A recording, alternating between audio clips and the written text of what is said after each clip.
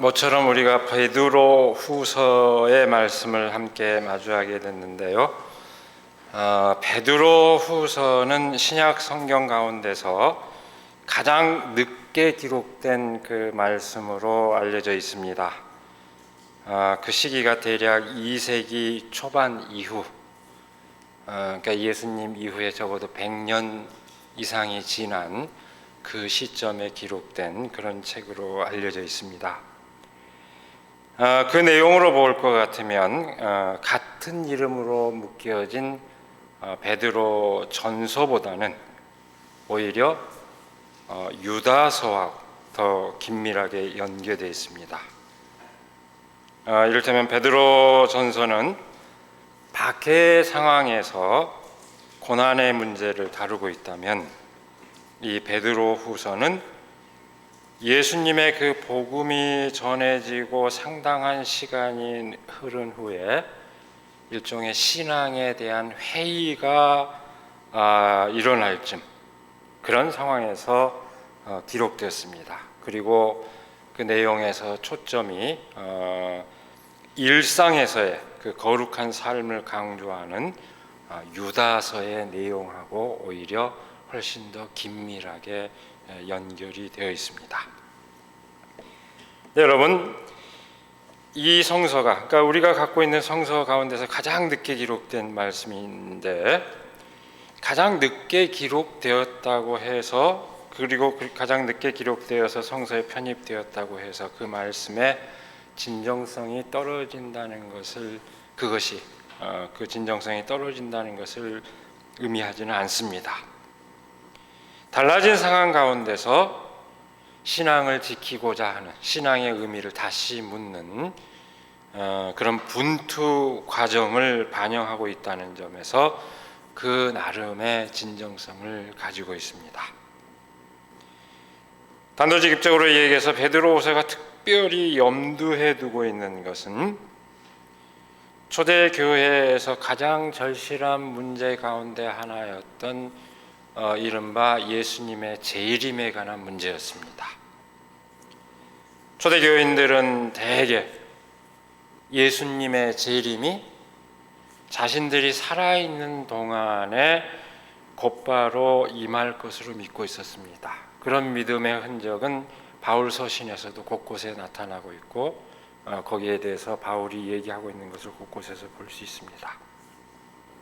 그러나 실제로 그런 일은 일어나지 않았습니다. 그야말로 하늘에서 구름 타고 내려오시는 예수님을 다시 볼 것으로 기대했지만 그런 일은 일어나지 않았습니다. 그래서 사람들은 의문을 제기하고 신앙으로부터 이탈해 가기 시작했습니다. 그런 사람들이 발생했습니다. 또는 신앙으로부터 이탈하지 않았다 하더라도 처음에 가졌던 그 긴장과 열정이 많이 식어가고 생활 자체가 해이해지기도 했습니다. 바로 이런 상황에 대해서 답변을 주고자 한 것이 오늘 우리가 읽은 베드로 후서의 근본 동기입니다. 그래서 우리가 아주 잘 아는 말씀이 있죠. 3장 8절 이하에 나오는 주님께는 천년이 하루 같고 하루가 천년 같다. 이 말씀이 그래서 나온 얘기입니다. 그러니까 이 말씀의 뜻이 뭡니까? 어느 순간이든 주님께서 오시더라도 그분을 기꺼이 맞이할 수 있도록 준비하라는 그런 의미입니다. 그러니까 다시 얘기하자면은 제가 종종 얘기하죠. 그리스적 사고방식, 성서에 반영되는 시간에 대한 이해는 양적인 시간으로서 크로노스, 몇 날, 몇 월, 며칠 이런 개념과 이 시간을 이해하는 또 하나의 개념은 질적인 개념으로서의 그 시간에 대한 이해, 카이로스. 그러니까 양적인 것은 이렇게 계산할 수 있는 몇 날, 몇 월, 며칠 예측할 수 있는 그런 시간이요. 카이로스라고 하는 것은 우리가 흔히 얘기할 때 타이밍이 좋았다 하는 이게 바로 카이로스입니다.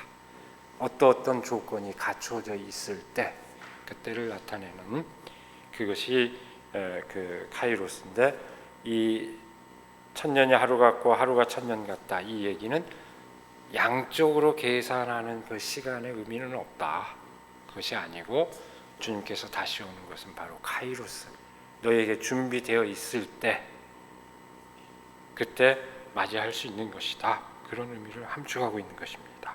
그런 얘기를 베드로후서는 얘기를 강조하고 있습니다.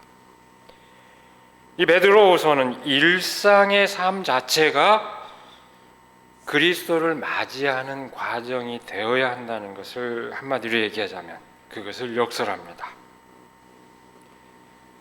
오늘 본문 말씀 바로 앞에는 그 삶의 태도가 어떤 것이어야 하는지 아주 구체적으로 공고를 하고 있습니다. 여러분은 열성을 다하여 여러분의 믿음에 덕을 더하고 덕에 지식을 더하고 지식에 절제를 더하고 절제에 인내를 더하고 인내에 경건을 더하고 경건에 신도 간의 우애를 더하고 신도 간의 우애에 사랑을 더하도록 하십시오. 1장 5절에서 7절 말씀입니다. 이런 덕목을 갖추는 것이 그리스도를 아는 길이요 하나님 나라에 들어가는 길이다. 그리고 마침내는 그것이 하나님의 성품에 동참하는 것이다, 이걸 얘기하고 있습니다. 이 말도 잘 다른 성경에서는 나타나지 않는데, 그렇게 함으로써 우리는 하나님의 어떤 속성과 공유할 수 있다. 하나님 나라에 들어간다는 얘기가 다른 것과 다르지 않은 말입니다. 하나님의 그것을 놀라운 그 본성을 우리가 함께 공유하게 되는 것이다, 이렇게 얘기하고 있습니다.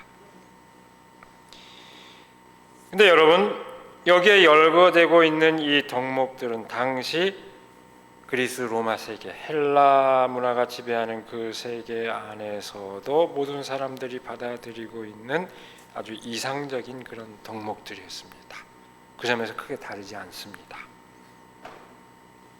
그것이 그대로 당시 그리스도인들의 그 덕목으로 받아들여졌다는 것을 보여주고 있습니다. 당대에 숭고한 그 보편적인 그 가치가 그리스도인들에게 그대로 받아들여졌다는 것을 뜻하고, 이 그리스도인이 그렇게 배타적이고 고립된 사람들이 아니라고 하는 것을, 그 당시의 사람들이 가장 이루고자 하는 것, 그것을 그대로 받아들였다는 것을 뜻합니다. 여기서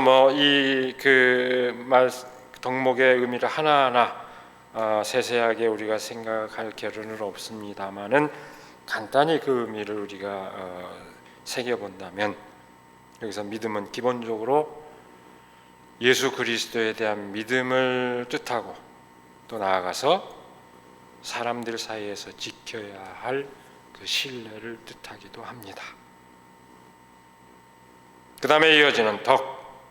이 덕이라는 말은 사실은 다른 모든 덕목을 다 포괄할 수 있는 그런 넓은 개념이지만, 굳이 다른 것과 병렬해서 구별될 때 그 의미는 그야말로 넉넉한 마음과 그에 따른 어떤 행실, 그것을 뜻하는 것으로 볼 수 있을 것입니다. 여기에 덧붙여져야 하는 지식은 맹목적으로 빠질 수 있는 믿음과 그 미덕에 방향을 부여해 줄 수 있는 그런 어떤 역시 그런 한 덕목을 말합니다. 그러나 한편으로 이 지식이라고 하는 것은 사람을 교만에 빠뜨릴 수 있는 위험을 지니고 있습니다. 그러기에 그 교만을 통제할 수 있는 절제가 필요합니다. 그래서 이 절제의 덕목을 권고하고 있습니다. 더불어서 진정으로 참된 것을 사모하고 하나님을 경외하는 경건, 그리고 경거망동하지 않고 바라는 것이 이루어질 때까지 기다릴 수 있는 인내가 뒤따라야 합니다. 마지막으로 그 모든 덕목은 사랑을 통해서 완성됩니다. 그 사랑은 우리끼리 사랑하는 것뿐 아니라 만민에 대한 사랑, 다시 말해서 하나님께서 진정으로 이루시고자 하는 그 사랑으로 완결되어야 합니다. 우리가 오늘 읽은 말씀 바로 앞에는 그 덕목을 구체적으로 권하고 있습니다. 베드로후서는 아까 말씀드린 것처럼 이 베드로후서의 저자는 당대의 그 보편적인 그 덕목을 받아들이면서도 그러나 동시에 거기에 그리스도적인 의미를 부여합니다. 이 덕목들을 단순히 배열한 것이 아니라 그 배열하는 논리적 순서 자체가 일종의 그리스도교적인 가치를 부여하는 방식입니다. 그 논리적인 구성을 볼 것 같으면 아주 간단하게 얘기해서 믿음으로 출발해서 사랑으로 끝맺으면 됩니다. 여러분, 고린도전서 13장, 우리가 잘 아는 말씀이죠. 사랑의 장을 곧바로 연상시키는 그런 논리적 구조를 갖추고 있습니다. 그래서 이런 관념은 초대교회 교부들에게서 이런 말로 정식화되기도 했습니다. 시작은 믿음이요 그 끝은 사랑이다 하는 말로 정식화되기도 했습니다. 이 말의 의미는 우리 신앙인에게 그리스도에 대한 믿음은 출발을 의미하고 그 믿음으로 출발한 이들이 사랑으로 열매 맺기 위해서는 지금 얘기했던 그 여러 덕목을 두루두루 다 갖추어야 한다. 이것을 베드로후서의 저자는 얘기하고 있는 것입니다.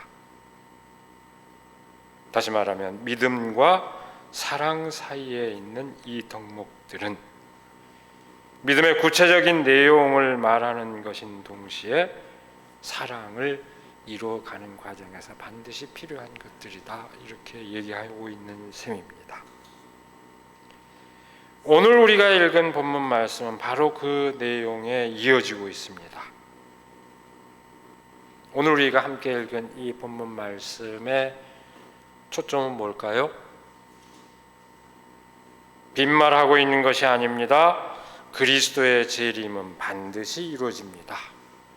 요약하면 이렇게 됩니다. 오늘 우리가 읽은 말씀은 그렇게 집약이 됩니다.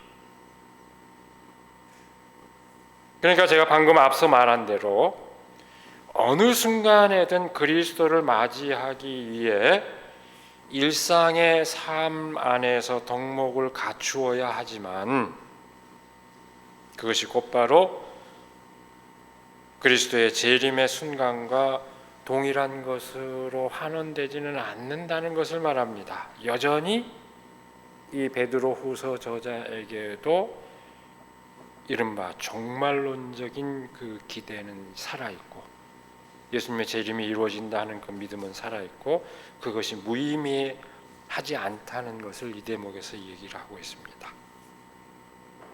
그 믿음은 결코 헛된 것이 아니다. 예수님이 다시 오시리라고 하는 그 믿음은 헛된 것이 아니고 진실한 것이다. 그것을 역설하고 있습니다. 다시 줄여 얘기하자면 그럼 일상의 덕목과 이게 배치되는 것처럼 보입니다만 다시 줄여 얘기하자면은 일상의 삶 가운데서 그리스도인으로서 덕목을 실천해 나가면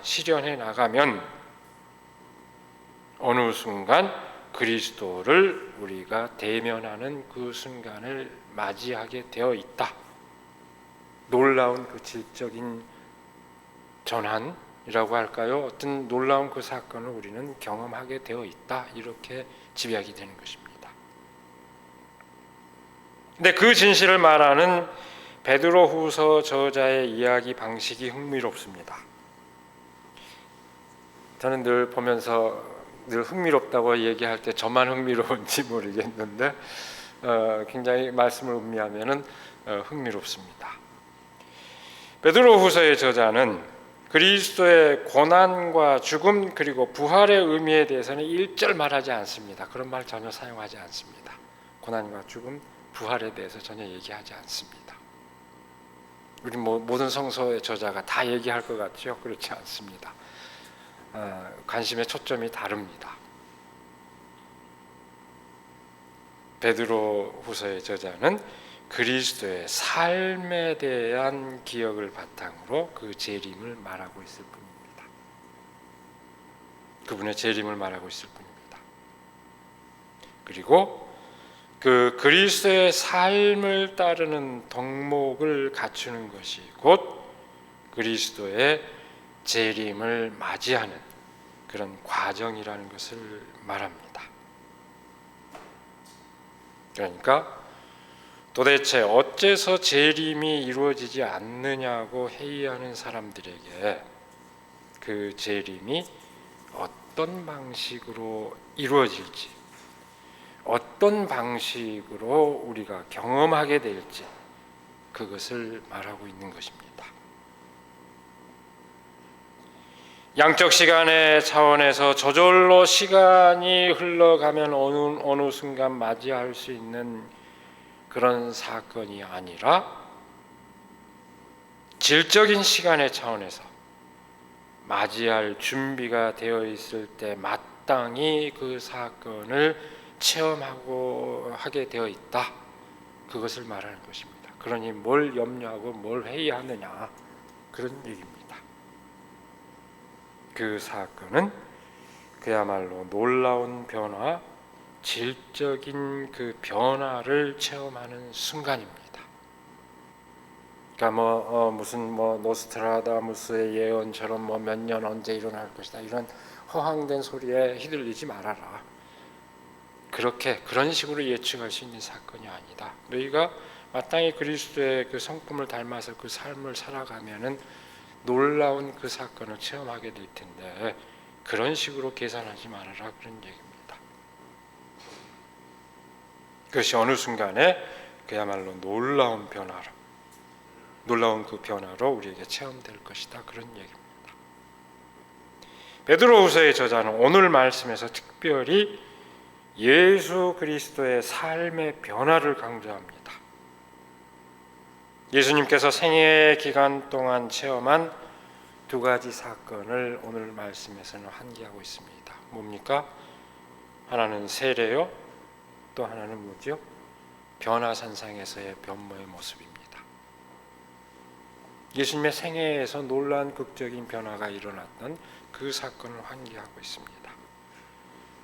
그때 모두 하늘의 음성이 들려왔습니다. 세례받을 때 어떤 음성이 들려왔습니까?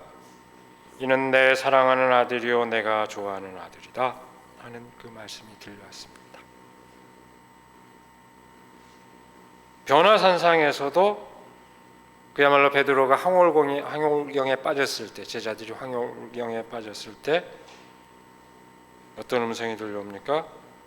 이는 내 사랑하는 아들이다. 너희는 그의 말을 들어라. 그리고 산에서 내려오는 장면이 이어지죠.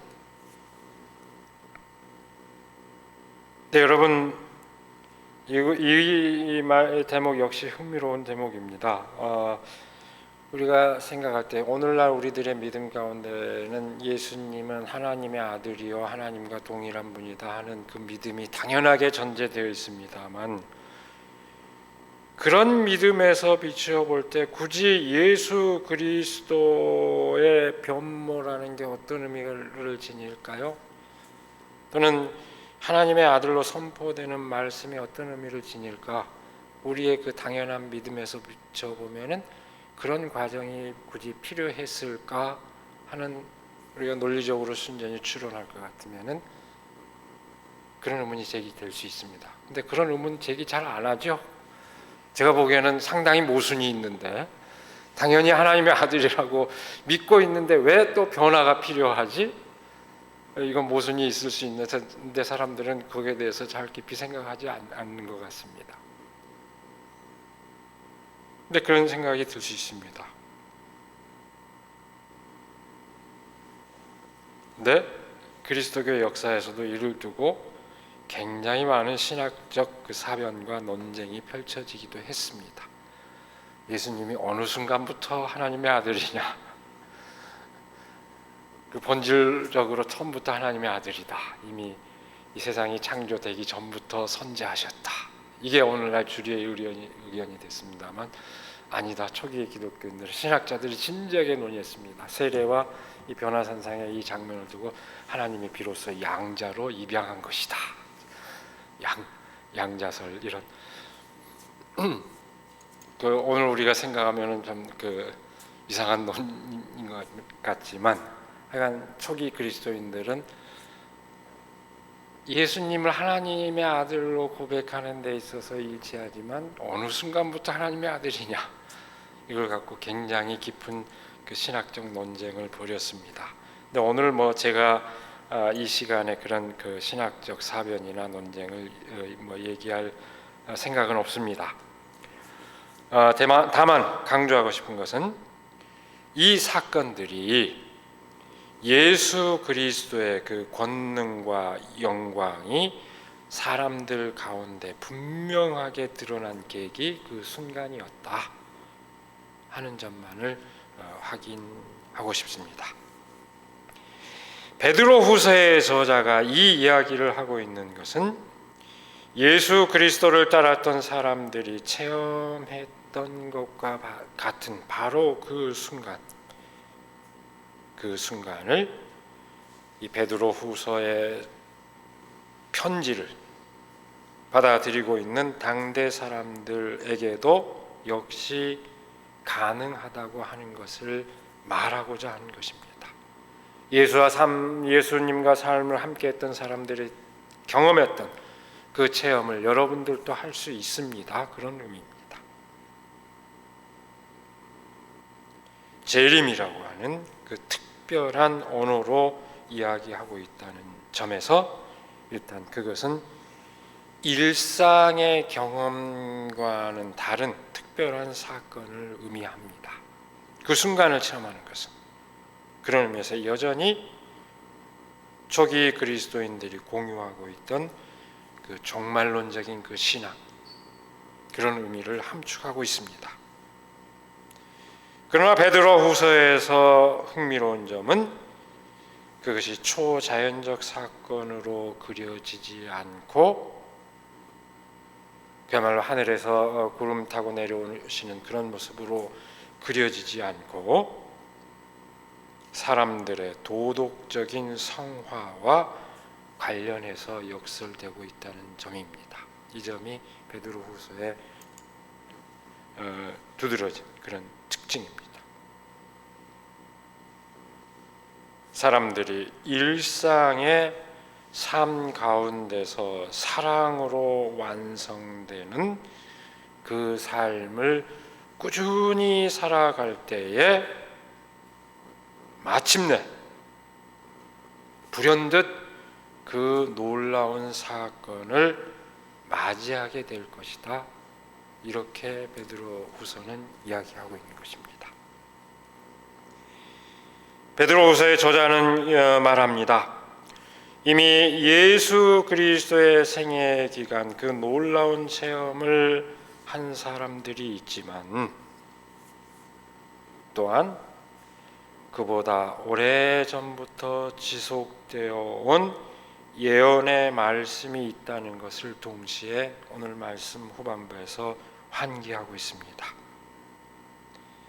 그 예언의 말씀 또한 그 구원의 순간을 체험하는 것이 가능하다는 것을 확증해 준다 그런 얘기입니다. 오래전부터 하나님께서 인간을 구원하시고자 한다 하는 그 예언자들의 말씀입니다. 구약 성서에서부터 이어져오는 그것은 반드시 이루어진다 하는 그 말씀을 통해서도 우리는 우리의 믿음이 헛된 것이 아니라는 것을 알 수 있지 않느냐. 그 대목에서 이렇게 얘기합니다. 여러분의 마음속에서 날이 새고 샛별이 떠오를 때까지 여러분은 어둠 속에서 비치는 등불을 대하듯이 이 예언의 말씀에 주의를 기울이는 것이 좋습니다. 그 예언의 말씀을 따라 살아가는 것은 마치 어둠 속에서 등불을 대하는 것과 같은 것이요, 그렇게 희망을 갖고 나아가면 마침내 마음속에서 샛별이 떠오르고 날이 새는 경험을 하게 되리라는 것입니다. 그것이 바로 다시 임하시는 그리스도를 만나는 체험입니다. 여러분, 이 표현이 기가 막히지 않습니까? 마음속에서 날이 새고 샛별이 떠오를 때까지 하는 이 표현이 저는 기가 막힌 그런 표현이라고 생각합니다. 물론 베드로후서는 그 놀라운 사건을 개인의 어떤 도덕적인 성화, 도덕적으로 거룩해지는 것, 그리고 내면적 체험의 그 세계로 좁혀버린 것 같기는 하지만, 사실은 우리의 삶이라고 하는 것은 굉장히 다양한 차원을 갖고 있죠. 개인적이고 내면적인 차원뿐만 아니라 사회적인 차원, 여러 관계의 차원을 갖고 있는데, 그런 여러 가지 차원 가운데서 특별히 개인의 어떤 도덕적 성화, 내면적인 그 체험, 확실히 그런 초점을 강조하고 있는 것으로 보입니다. 그러나 우리의 삶의 차원이 굉장히 다양하다는 것을 생각하면은 그것을 우리가 부정적으로 받아들여야 할 이유는 없습니다. 한 사람 한 사람의 내적인 동기와 체험을 빼놓고 우리는 어떤 사회의 변화를 얘기할 수는 없기 때문입니다. 그래서 우리는 충분히 그 의의를 새길 수 있고, 베드로후서가 얘기하는 그 권면의 의미를 충분히 우리는 받아들일 수 있습니다. 오늘 말씀은 신앙이 도대체 어떤 의미가 있는지, 삶이 도대체 어떤 의미가 있는지 아주 심드렁해진 사람들에게, 거기에 대해서 회의하고 심드렁해진 그 사람들에게 새삼 그 신앙의 의미, 인간 삶의 의미를 일깨워주고 있습니다. 어떤 방식으로 얘기합니까? 신앙을 갖고 있다면 그것을 따라 무엇을 하고 있는지, 삶이 소중하다면 그 소중한 삶을 위해서 지금 내가 무엇을 하고 있는지, 그것을 되묻도록 해서 일상의 삶 가운데서 정말 해야 할 바를 깨닫게 해주고 있습니다. 그렇게 하면 마침내 그 열매를 누리게 되어 있다, 이것을 일깨워주고 있는 것입니다. 여러분, 어째서 신앙의 의미, 삶의 의미에 대해서 회의하고 심드렁해질까요?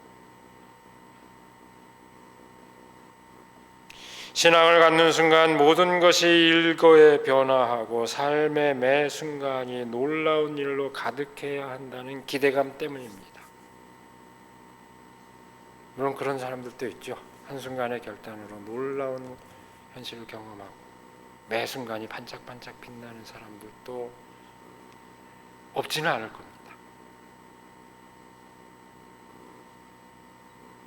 특별히 너무나 역동적이고 너무나 자극적인 우리 한국 사회에서, 우리 한국 사회는 무엇이든지 확 변하잖아요. 그리고 너무나 깜짝깜짝 놀랄 만한 일이 끊임없이 그치지 않잖아요.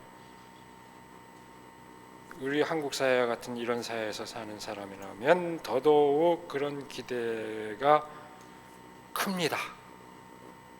뭔가 특별한 일을 늘 체험하고자 하는 그런 기대가 큽니다.